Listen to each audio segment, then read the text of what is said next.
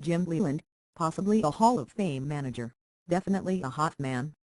Jim Leyland once gave me his pants and hit me fly balls off the green monster. That's a true story. I would lie about Jim Leyland giving me his pants. It was 1997, and interleague play was still newish, and the Marlins were in Boston and I was covering the team for the Miami Herald. Leyland was the manager. This was the season the Marlins won their first World Series title, but not yet.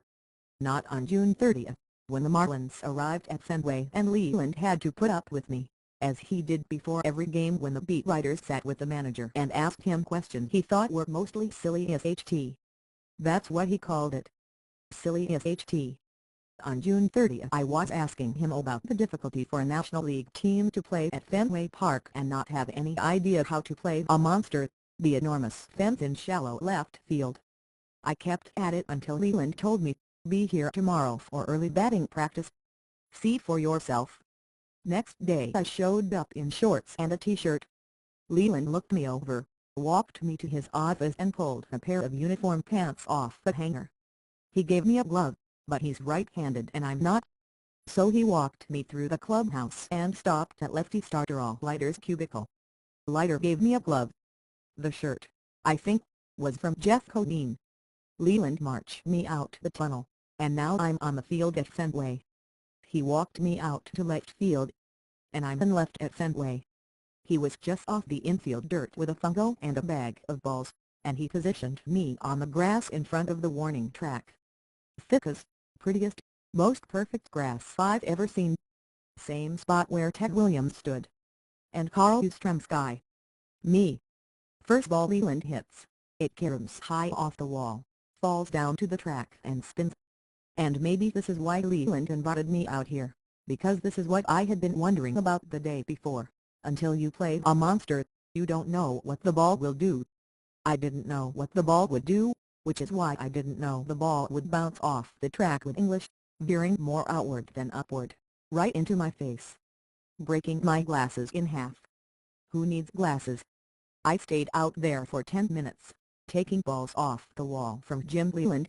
He let me stay and left. "Don't get near the players," he growled, and shag balls from guys who came for early batting practice. So there I am, running down shots hit by Devin White and Moises Alou. Or trying to. After Leyland had seen enough, he chased me off the field with a sentence. "Don't lose your pen." That's my Jim Leyland story, but I could tell more. About the way he transformed me from a by-the-book tipper, 15%, not it anymore, into someone who gives a decent bit above that. "It doesn't cost much to have class," he told me once, a throwaway line that stuck for some reason. There was the time he yelled at me for nosing around his minor league system and writing that one of his players, Pat Rapp, had been demoted to Triple-A, before anyone had told Pat Rapp. I wasn't much for breaking news on that beat, not as a relatively young kid against a reporting monster like Gordon Deeds in the Sun-Sentinel, but I broke that one and Leyland was furious. He and pitching coach Larry Rothschild got me alone in the manager's office and chewed me out. Poor Pat Rapp was outside the door, listening, still digesting the news that he had been demoted to Triple-A. Leyland was being loyal to his player. There's us in this world, and there's them.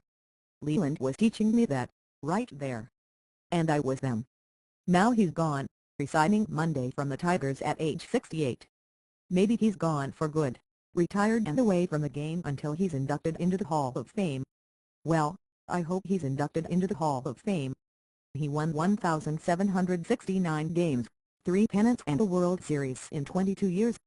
Maybe those numbers don't get him into the Hall, but I hope they do. I could be wrong. I could be biased. I won't even hide from that. I've forgotten my share of silly as HT over the years, but I'll never forget this. There's us in this world, and there's them. And Jim Leyland will always be us to me.